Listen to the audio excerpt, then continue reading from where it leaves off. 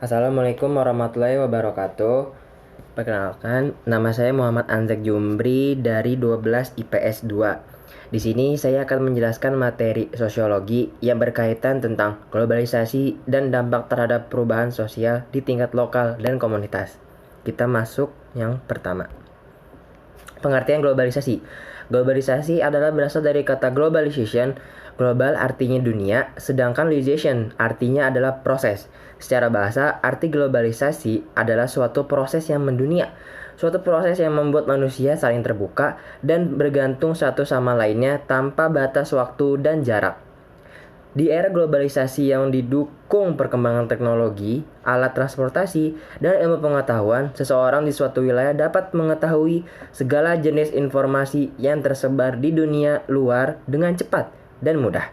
Globalisasi dimaknai dengan dunia satu atap atau dunia batas. Karakteristik globalisasi: meningkatnya interaksi kultural antar negara yang dimana dilakukan melalui media massa dan juga internet. Perubahan dalam konsep ruang dan waktu yang dimana menjadi batas teritorial negara semakin memudar karena mudahnya migrasi penduduk. Yang ketiga, meningkatnya masalah bersama, misalnya ialah seperti penyebaran virus, penyakit yang dimana terbawa oleh orang-orang migrasi, hutang luar negeri, dan juga pola-pola kejahatan internasional. Yang ketiga, proses globalisasi. Menurut Malcolm Walters dan bukunya Globalization, pengertian globalisasi adalah sebuah proses sosial di mana halangan-halangan bersifat geografis.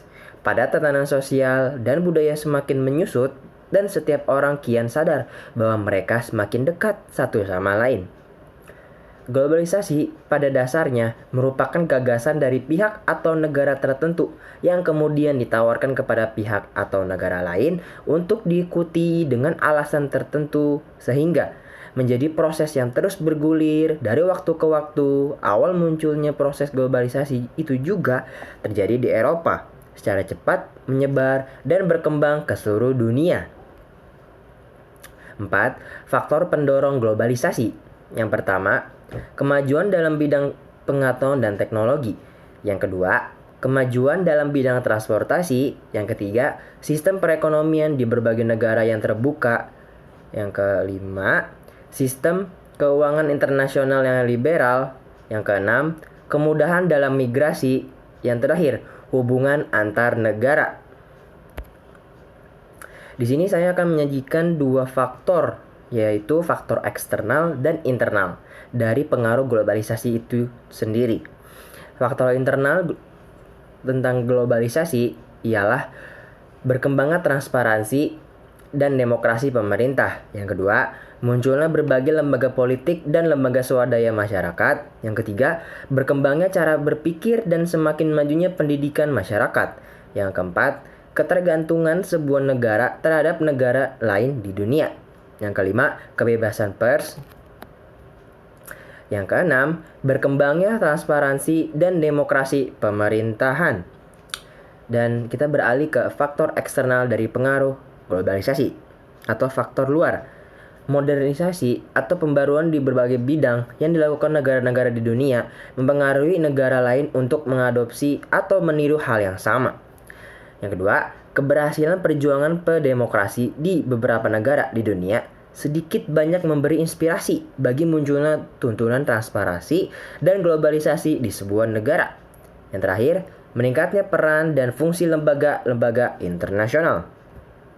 Yang kelima sekarang, teori globalisasi. Ada beberapa teori globalisasi yang dikemukakan oleh para ahli. Salah satunya adalah teori yang dikemukakan oleh Cochrane dan Payne yang menyatakan bahwa ada 3 pemeran utama penting dalam globalisasi, yaitu yang pertama globalis, para tradisionalis, yang terakhir transformalis. Kita masuk ke teori globalisasi globalis.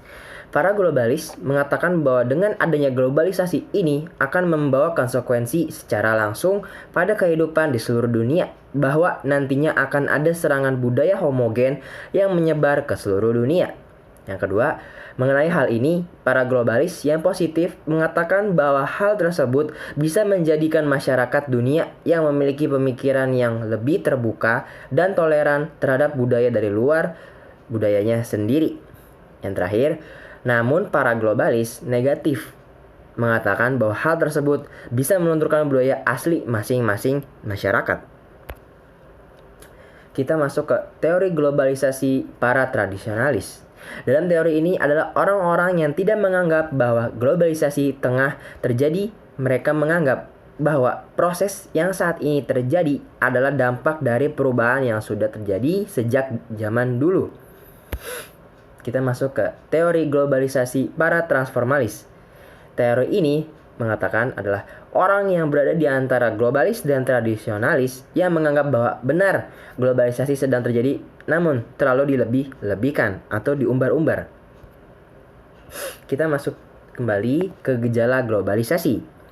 Gejala globalisasi yang pertama, adanya penemuan-penemuan baru seperti di bidang telekomunikasi, transportasi, dan peralatan kantor dengan tujuan yang sama, yaitu mempermudah pekerjaan manusia. Yang kedua, berkembangnya kegiatan ekonomi seperti adanya persaingan yang sehat dan adil sehingga dapat menghilangkan sistem monopoli. Yang ketiga, modernisasi sarana dan prasarana transportasi yang mengambil contoh alat transportasi dari negara lain. Sistem produksi dan tenaga kerja sudah mengikuti konsep globalisasi, yaitu banyak memanfaatkan sumber daya dari dalam maupun dari luar negeri.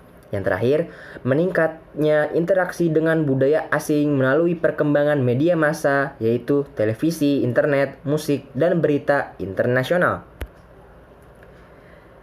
Yang ketujuh, dampak globalisasi terhadap perubahan sosial di tingkat lokal dan komunitas.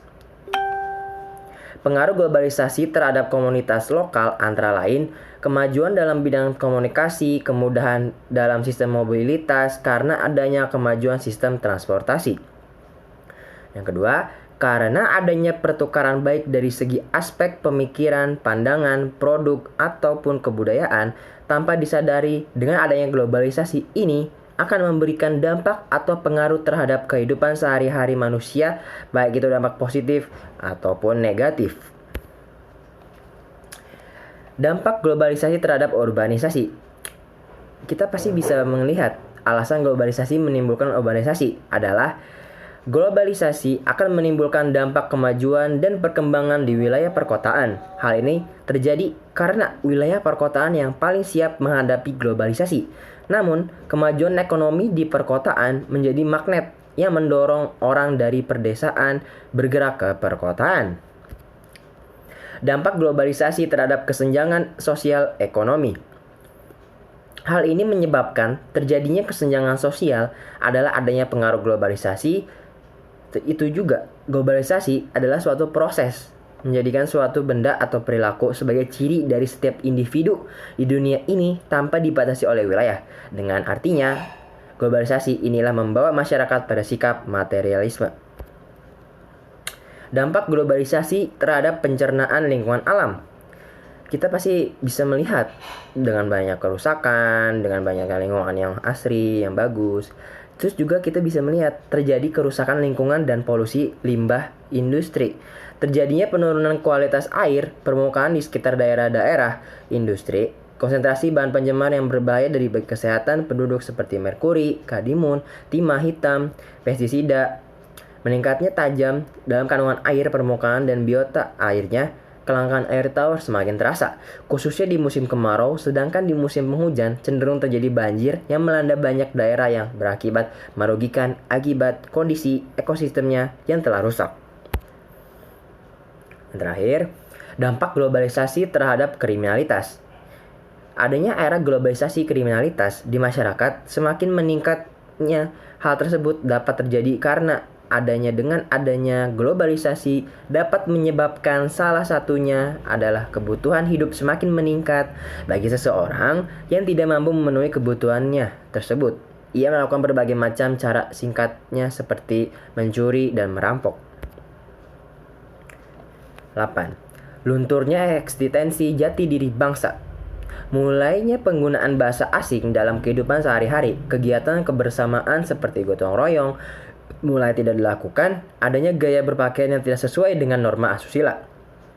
Juga lunturnya eksistensi jati diri bangsa akibat globalisasi, antara lain masuknya perusahaan asing ke negara Indonesia. Dengan adanya internet, maka dapat merangsang ide-ide untuk menciptakan hal-hal baru, namun terkadang hal tersebut bertentangan dengan norma-norma yang berlaku di Indonesia. Permasalahan sosial akibat perubahan sosial. Kita pasti bisa melihat adanya juga ada budaya populer, konsumerisme, neokolonialisme, kerusakan lingkungan, mulai menonton video porno, permainan tradisional yang modern, integrasi bangsa terancam, tenaga manusia yang digantikan oleh robot. Ini sangat berpengaruh bagi globalisasi.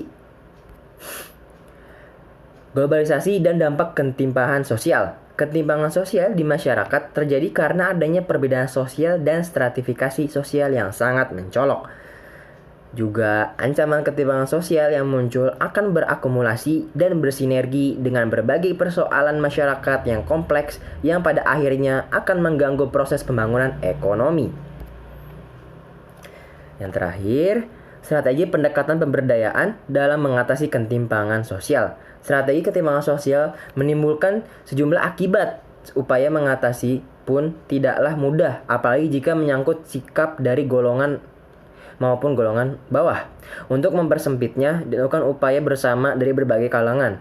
Perlunya identifikasi adanya penyebab timbulnya ketimpangan sosial menjadi penting apabila kita ingin mencari solusi.